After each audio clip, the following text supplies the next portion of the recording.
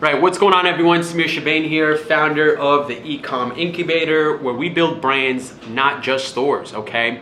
Now in this video, I wanted to cover why a brand is not just a logo, okay? Because it seems like every single time somebody comments on one of my branding videos, they simply talk about one of three things, okay? It's the logo on the product, and the logo on the packaging. Now, all of these three things are obviously really important. It's much more than just that, okay? Now, I don't blame you if you're at that state right now, because when I was first getting started with e-commerce, I was just doing door-to-door sales. So me and my business partner really could only take a look at what the e-commerce brands were doing externally, right? What we can visually see, what we can visually grab. And that's such things as like the storefront, right? It's like every e-commerce brand has a store. Every e-commerce brand has social media. Every e-commerce brand, might have a video or two. And every e-commerce brand will have pictures of, models holding their product, et cetera, et cetera. But as time went on, and up until recently, have we realized there's a lot of, internal factors, some intangibles that you can't really see that are at play, and the intangibles seem to be giving us the utmost advantage in the marketplace, okay? And so now we're starting to really hone in on it and really own it, to position ourselves differently than any other brand, even if they're selling the exact same products as we are. So what are those things? Well, I actually put them up I listed them all into an e-commerce brand building playbook, which I'll tell you all about how you can get free access to it at the end of this video, okay? But first, the most important aspect is you have to understand that a brand is a reflection of the ideal self-image, okay? I'm not sure exactly who that quote is by, but I definitely wasn't the one who made it up.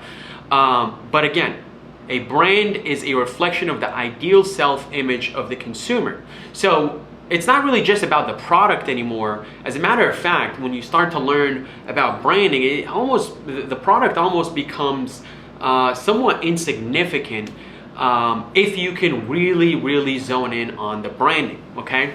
So, for example, right, let's just use an example like this Rolex here, okay? Well, when I bought this Rolex, I wasn't really just buying a watch. I was buying a reflection of my ideal self-image. Like, hey, look at me, I'm successful now, so, I deserve a Rolex, right? And even when I wasn't successful, I was still like, oh, I want to get a Rolex because then that's gonna mean that I am successful, right? So it's the ideal self-image that is what I really bought, okay? It wasn't the actual watch. And so if you think about it, right, makeup brands as well. Makeup brands, they'll have all these confident looking women that feel great in their own skin, but in reality, it's just just an image that they're trying to put out there, because I'll tell you what, those models are probably more insecure and more, not comfortable in their own skin than the actual customer is. But that's what the customer is actually trying to buy. They're not trying to buy just some powder or some lipstick. They're buying the idea of feeling confident and feeling great in their own skin. So that's one, right? That's the first concept you want to understand. The second thing is, well, there's a bunch of makeup brands, right? There's a bunch of watch brands out there. So what makes, the Rolex more my thing, or what makes Avon Beauty versus Fenty Beauty, for example, Rihanna's line, more, more favorable towards a customer? Well, from my understanding and from my analyzation, it is going to be the brand personality, okay? Along with some other factors which we'll cover here, and also I cover in the e-commerce brand building playbook, okay? Which you can find the link to in the description below, okay? You guys probably already saw it. So, what is a brand personality? Well, if you think about it, every single one of us has a personality, okay? And when you walk into a party, right, the first people that you're gonna naturally gravitate towards and get along with real easily are gonna be the people that have very similar personality to you. And so the same exact thing happens to a brand, Well, when a brand comes into the marketplace, it is automatically going to attract, just had lunch. It is automatically going to attract the customers with a similar personality to it. And if you're not really conscious of, hey, what kind of personality am I building for my brand here, then you're not gonna be able to attract anyone, because you're like this dull person that nobody wants to talk to at a party. So you wanna build your personality. There's many different facets of a personality. Like, are you a family member? Are you a friend? Are you that friend that does cool stuff just like they do? Are you that crazy friend that makes them do, crazy things? Are you their mentor? Or are you their, there's just many different facets. But the idea is you want to build a brand personality to attract customers that have a similar personality to yours. So it isn't just about the product anymore. Customers are actually choosing brands with similar personalities. Because let's be honest, the possibility of you selling a product that nobody else is selling right now is probably slim to none. And quite honestly, you don't want to be the person, the only person selling a product, because it's not selling, right? It probably doesn't sell at all, so nobody else is selling it. But if you're coming into a marketplace where there's already a couple competitors, well, just figure out, how can I create a brand personality that would be different to attract the different segment of the audience that my competitors are not attracting and don't have a similar personality to, okay? So that's the second thing. Now, the last thing here that I want to cover is brand voice, okay? The way that you talk to your customers through your ads, through your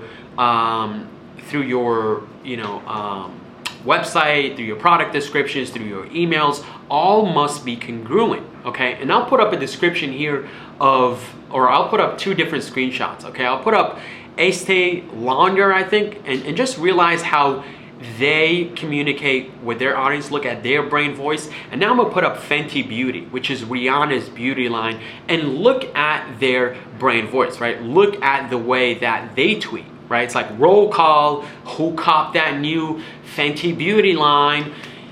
So very different than Estee Lauder. They're more proper, more elegant, more serious, rather than Fenty Beauty. Now, if you go and take a look at Fenty Beauty's Instagram, if you look at their tweets, if you look at their emails, their website, their brand voice is congruent through it all. It literally sounds like Rihanna is writing all the content.